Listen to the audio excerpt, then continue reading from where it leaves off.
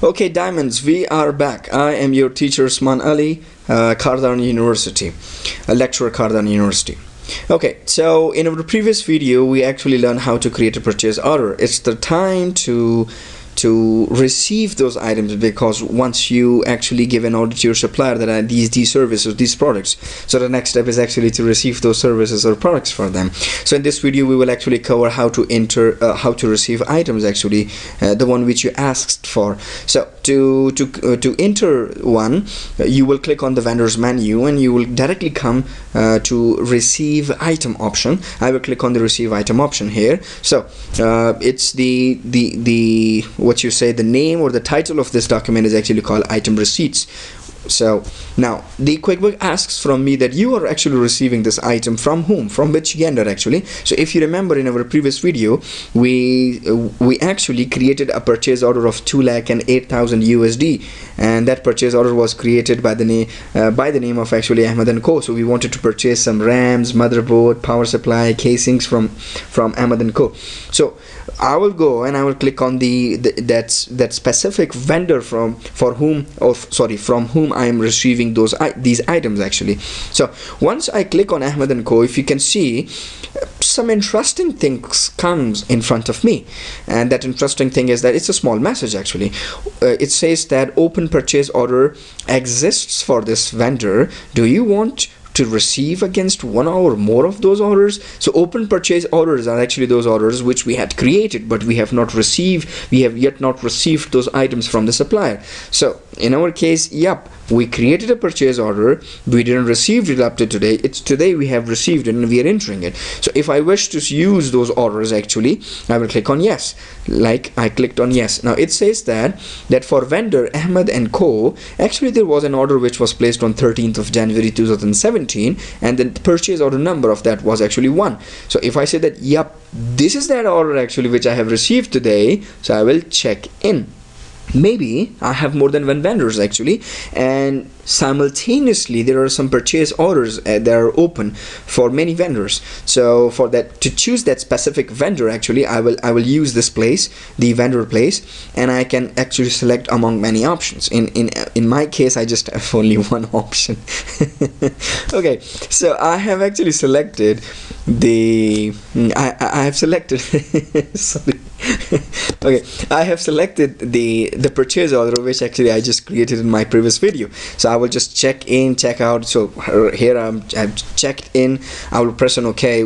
As soon as I press on OK, you will see that the details, I automatically got it here, that this purchase order was created, that was the total money, these items you asked for from your supplier, these were the quantities, the rates, and that was the total amount, and then all these actually belong to purchase order number 1. Now here excuse me now here let me show you one thing here. If you can see here, we have two tabs here inside this item receipt. One, if you can see, it's items. Second, it says expenses, actually items and expenses. What are they actually? Now let me differentiate them. Items is that tab one we will use actually for those vendors or suppliers when actually we purchase something from them, and those are my inventories, my inventory part, my inventory assemblies. In simple words, those items of whom tracking I want to do actually. Like I want to know how much quantity I have that in hand, how much quantity wise actually. So that would be more like tangible products, the commodities which I buy from this person and then I sell it on other person's customers, I mean. And if, let's suppose, Ahmed & Co. is actually an audit firm, he is a marketing agency firm, he's a consultant, he's a lawyer, whoever it is, but this guy actually provides services to me, provide consultancies to me. He don't provide or he don't sell any tangible commodity on me. So services, actually we don't keep the inventory item track record of services. So in that case, if Ahmed is an auditing firm and this guy has done audit for my company, so what I'm gonna do is that to create an item receipt here, I will click on expenses, and then I will go and I will actually click on the related accounts like audit expenses. So I will just debit here the audit expenses, and in front of that I will write the amount. Is it okay if maybe along with audit services he has helped me to do something else also? I can debit that expense account also, and I can write the amount here. Now Ahmed & Co, as in our example, he is actually the supplier of commodities, the raw materials, which actually I sell it as it is, or I also convert them into a central processing unit and I sell it. So I have selected an item. So I hope you got an idea that what's the difference between them, when to use, when not to use. So if you are purchasing services from a subcontractor, you will use expense tab. If you're purchasing products, commodities, then you're going to use item tab. And item tab, the QuickBook will track it. Expenses, service items cannot be tracked actually in QuickBook. Once I am done, if I want to give any reference number here, so reference number here can be the shipment number, dispatchment number. I can give it from my side, or whatever the shipment number my supplier Ahmed & Co has given to this shipment here. I can give that number. I can check that in the invoice of that, and I can just write here.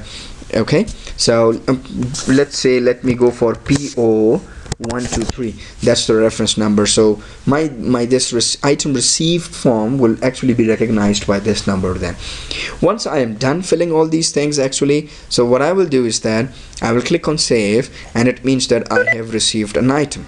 Okay, so that's it. Okay, so this is how you actually enter item. Once you enter item, then for sure it means that you have to accept the reality that now you are liable to your supplier and you had to pay him the bill. But before paying him the bill, it's the turn to create a bill first and then pay the bill secondly. So our next video is actually in line, and that is actually about how to enter a bill for an item that you have received. Okay, so I hope you liked the video. Stay safe,